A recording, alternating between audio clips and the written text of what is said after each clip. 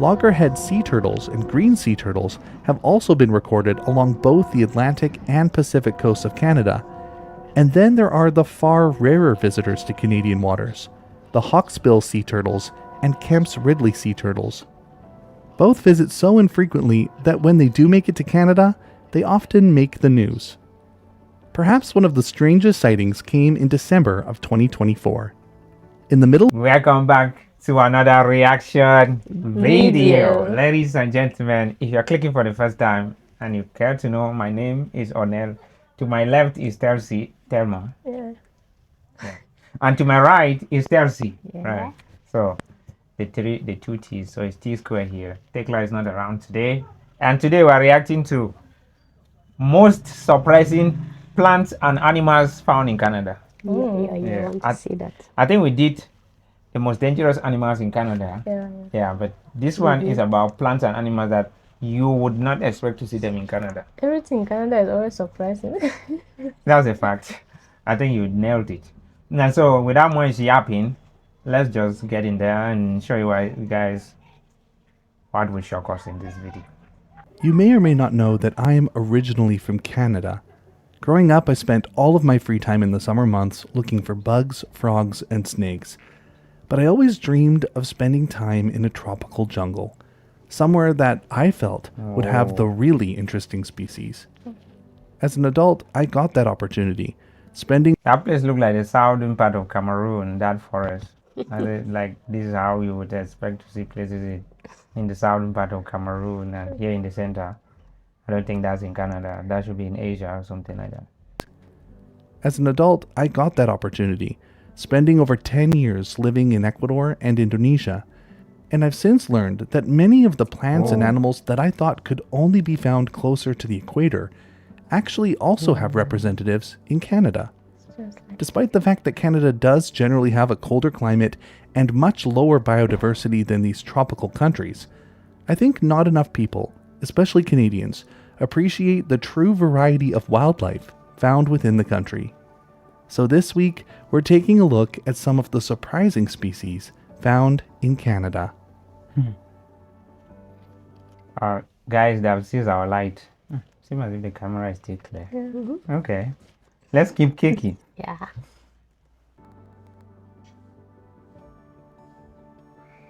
When you picture a vulture, perhaps you imagine it circling over a desert or a tropical hillside. But Canada has a large population of turkey vultures that migrate to the southern parts of the country each summer, and their numbers are growing. While many people actually frequently see turkey vultures soaring overhead in Canada, most have no idea what they're looking at. What they assume are hawks or eagles are actually Canada's only native vulture species, and they're easily identified from the ground, having bright white flight feathers, small heads, and a distinct soaring movement that involves tipping back and forth. In Canada, turkey vultures breed across much of the southern part of the country, from British Columbia to the Maritimes, and their range is still expanding. The species has been steadily moving northward for decades. Breeding bird survey data shows that their Canadian population has increased dramatically since the 1970s, with an estimated 730,000 vultures breeding in Canada each summer. This expansion has likely been aided by a combination of milder springs and increased food availability from human activity, like roadkill and landfills. By the fall, most of the turkey vultures in Canada head south to warmer parts of the United States or Mexico. But in recent years, a few have been recorded overwintering in mild coastal areas, such as southern Vancouver Island and parts of the Vancouver region. I always think of vultures like animals that you see in desert areas. I've never even seen a vulture in my own country, but I think they are. Animal. What is this? A white snake? Yeah. No, the toy snake or white snake.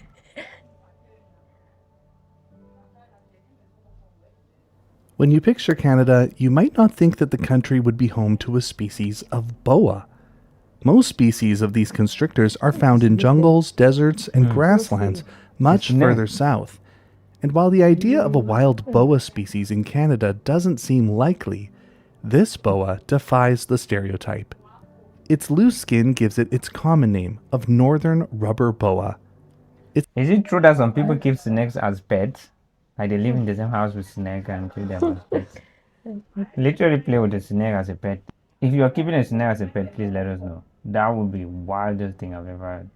I'm literally getting like body reactions just by seeing the snake, talk less of touching it with my hand. Never touch that thing with my hand. Stereotype. Never. Its loose skin gives it its common name of northern rubber boa. It's a small species, quietly making its home in parts of southern British Columbia in the west, and it holds the title of the most northerly ranging boa species in the world. This smooth-scaled snake reaches only 38 to 70 centimeters in length, with a blunt tail that resembles its head. The tail acts as a decoy, a defense that can confuse predators and prey alike. In Canada, it's restricted to the warmer valleys Oh, of I know this snake. I know it now. I know the snake now. It's in my village, and it's like a sacred snake. You never have to kill it. They don't kill it. Oh, the tail shining like that. They always claim that it is like it has two heads, but obviously it's just something. But in my village, you are not allowed to kill that snake. I know here in Cameroon, when you see a snake, the first instinct is to kill it. But in my village, this very particular snake, you are not allowed to kill. If you do, you need to go some traditional rites and stuff like that. The tail acts as a decoy, a defense that can confuse predators and prey alike. In Canada, it's restricted to the warmer valleys of the southern parts of British Columbia, where it shelters under logs, rocks, and leaf litter. It's a secretive species, active mostly at night or in the cool hours of the morning or evening. This, combined with their burrowing nature, patchy distribution, and cryptic coloration, means that even people who live within their range will likely never see one. And this isn't the only surprising species of snake found in Canada. The country is also home to 3 species of pit viper, all of them rattlesnakes. The prairie rattlesnake is found in the dry grasslands and river valleys of southeastern Alberta and southwestern Saskatchewan. The western rattlesnake inhabits warm, dry valleys in the southern interior of British Columbia, where it's considered a species at risk. And in Ontario, the small and secretive eastern Massasauga rattlesnake lives in scattered pockets of wetland and prairie in the south of the province. Spider. Boas and rattlesnakes may steal the spotlight when people think of Canada's surprising wildlife, but tucked beneath the leaf litter on the forest floor are some smaller, unexpected animals, mygalomorphs. To clarify, the majority of spiders one might encounter, like orb weavers, wolf spiders, and jumping spiders, are what we call true spiders. True spiders have fangs that point towards each other and perform a sort of pinching action when the spider bites. But the mygalomorphs are a lineage that includes tarantulas and trapdoor spiders. Their most distinguishing feature is their vertically oriented fangs. While Canada isn't home to any tarantulas, there are 3 species of mygalomorphs that have been documented. The northern Pacific folding door spider is found only in parts of southern British Columbia and up the Pacific coast. In fact, it stretches far enough north that it can even be found in parts of southern Alaska, making it the most northerly species of mygalomorph in North America. Despite its fearsome appearance, it's only about the size of a quarter. The species lives in silk-lined burrows hidden under moss or wood, and by night it waits at its burrow entrance for unsuspecting insects to pass by. Spiders are things that I also expect to see them only in like tropical areas because here towards the southern part of Cameroon we have a lot of spiders, big ones, and scorpions and things like that. I've personally come in contact with a lot of these. Can they kill a human being? I don't know, but I think they are pretty dangerous. They have venom, but I don't know if they is potent enough to take down a powerful human like me. No. I'm too big for spiders, yo. Please let us know if they are that dangerous. The folding door spider is related to the northern Pacific folding door spider, but it's far rarer in Canada. It's generally known from the eastern half of the United States, However, it has been recorded several times in southernmost Ontario, and with a warming climate, the species may continue to spread further north. And finally, the black purseweb spider lives in southern Ontario from Windsor to Ottawa. This species also barely surpasses 1 centimeter in length, with a large part of that length being made up of their disproportionately large jaws. Scorpion. No way. Mygalomorphs aren't the only surprising arachnids found in Canada. The country is also home to a single species of scorpion that has managed to carve out a small foothold in the West. The aptly named northern scorpion has a range in Canada from the Okanagan Valley in the southern interior of British Columbia to southern Alberta, especially in the province's southern grasslands along major river valleys and badlands terrain, and even in a small part of westernmost Saskatchewan near the town of Leader. Like He does. I wouldn't expect to think that there's scorpions in Canada. This is crazy surprising. It does have a head. With a short head. and even in a small part of westernmost Saskatchewan near the town of Leader. Like other species on this list, this is the most northerly, naturally occurring species of scorpion in the world. They usually measure between 3 and 6 centimeters and are mostly found under rocks or debris. Like all scorpions, they glow a vivid blue-green under ultraviolet light. Despite the fact that it is venomous, the northern scorpion poses little risk to people. Its sting is strong enough to subdue small invertebrate prey, but is generally no more harmful to humans than a wasp sting. Beyond Canada, the species is widespread across the western United States, from the Great Basin to the Rocky Mountains. Well, This is a cat. lizard. Like a cat. Okay. The American Southwest and Mexico have about 17 species of horned lizards, reptiles with flattened, spiny bodies that blend perfectly into desert sand and grassy terrain.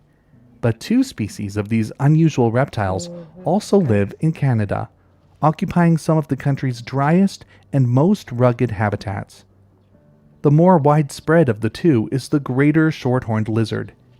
In Canada, it occurs in parts of southern Alberta and Saskatchewan, with the greatest concentration being found around Grasslands National Park. It favors dry, open terrain with loose, sandy soils, where it can dig burrows for These animals just look dangerous to me. I don't know why. The one that Scary. it's not like this now. Yeah, It's just it's pale and small long. and This long. one is just short. I've never flat. seen this kind of spider yeah, physically. just short and flat. It looks like Like even some if you touch it, traditional it thing. It looks like if you jump touch, on you. you look like if you touch it, those spines on it are going to just wound you, kind of. shelter and nesting. Adults typically measure between 7 This and is not a somebody frog. holding you This with is their not a hand. frog. No, that's the spider. This is a frog. The lizard. Yeah, lizard. Call it spider. Can call it leaf frog. 11 centimeters long, excluding the tail, and they rely heavily on camouflage to avoid predators. Far rarer in Canada is the pygmy short-horned lizard. It's slightly smaller, with adults averaging just 5 to 7.5 centimeters in body length. In Canada, this species was once found only in the southern interior of British Columbia, around Osoyoos, where summer temperatures can exceed 40 degrees Celsius. But in the last few decades, there have been no confirmed records. This place looks almost familiar to me. This is how normally places look in my village in March. Especially those mountains and valleys like that. We don't have forests on the tree and on the mountains, and they are not really high mountains. So, of course, we live in the northern highlands, northwest highlands of Cameroon. So places generally look like this. The only difference is we don't have paved roads there, like very good roads as you Canadians. Yeah. But in March, this is how you expect places to look in March. It's believed that human development and the use of pesticides in this popular summer destination have led to the extirpation of the species in Canada, with the last confirmed sighting coming from the 1950s.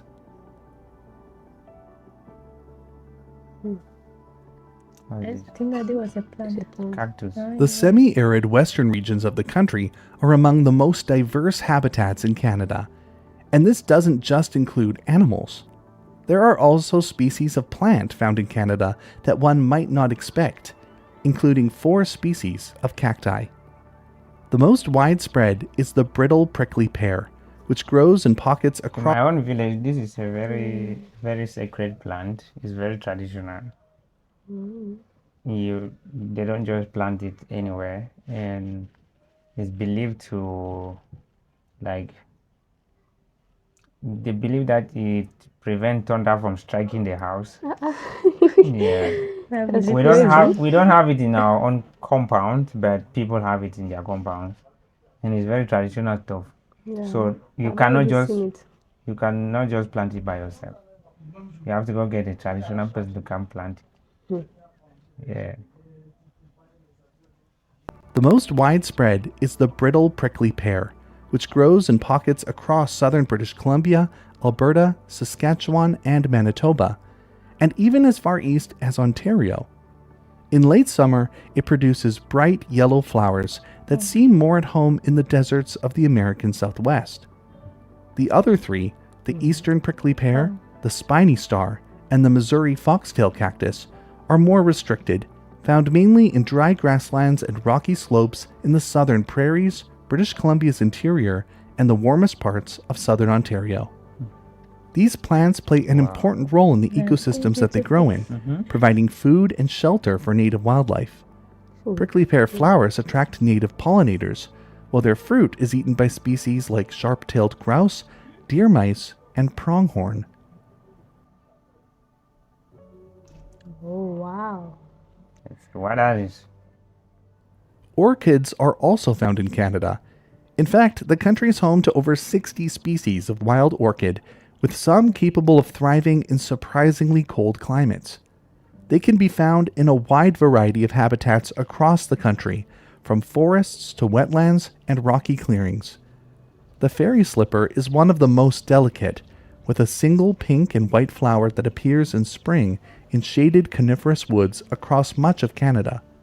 The striped coral root is unusual in having no leaves at all, instead getting its nutrients from fungi in the soil and producing tall reddish-brown stalks topped with striped blossoms. The small yellow lady slipper is widespread. I'm a very big fan of flowers. I do love flowers, but it's not like I want people to buy me flowers. But anyways, I am somebody, when I walk around, I see the flowers, I do take pictures. I do find them really nice, and not like the way ladies think that guys should bring them flowers. It's different, but I do love flowers. So most of these, I feel like there should be something I'm expected to see here, though I'm not familiar with any of them. Yellow lady. Yellow lady is slipper. Okay, that makes sense. That's what a name.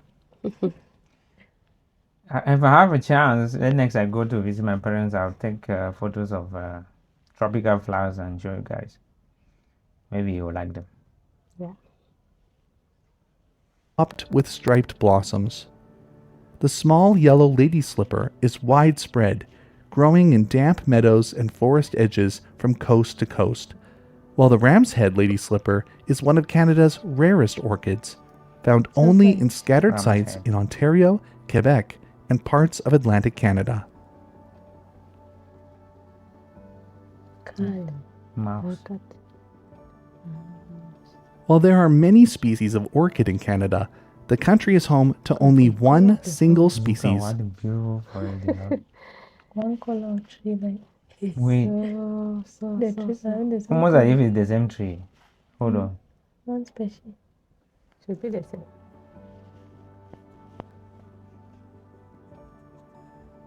While there are many species of orchid in Canada, the country is home to only one single species of marsupial, and it's a more recent arrival. The Virginia opossum has been expanding its range northward over the past century.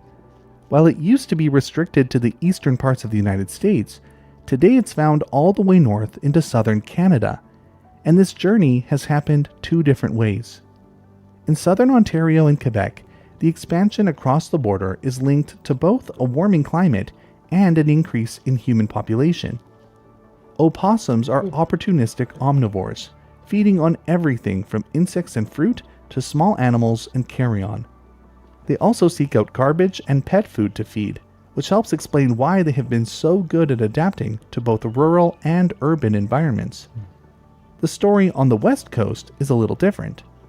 Around 1910, Virginia opossums were introduced to parts of California. As the West Coast tends to have a milder climate, they quickly spread north, making it to British Columbia by the 1950s. Now they're a common sight around the city of Vancouver and have also been introduced to Hornby Island in the Strait of Georgia. There have been some credible sightings from Vancouver Island itself, leading to fears that the species might now have a foothold there as well. That's what, a whale? I thought I said tortoise. Canada has the longest coastline of any country in the world, being surrounded by 3 oceans.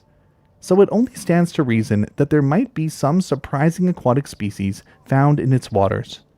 Amazingly, Canada isn't home to just 1 or 2, but 5 species of sea turtle, most of which only visit Canadian waters in the warmer months.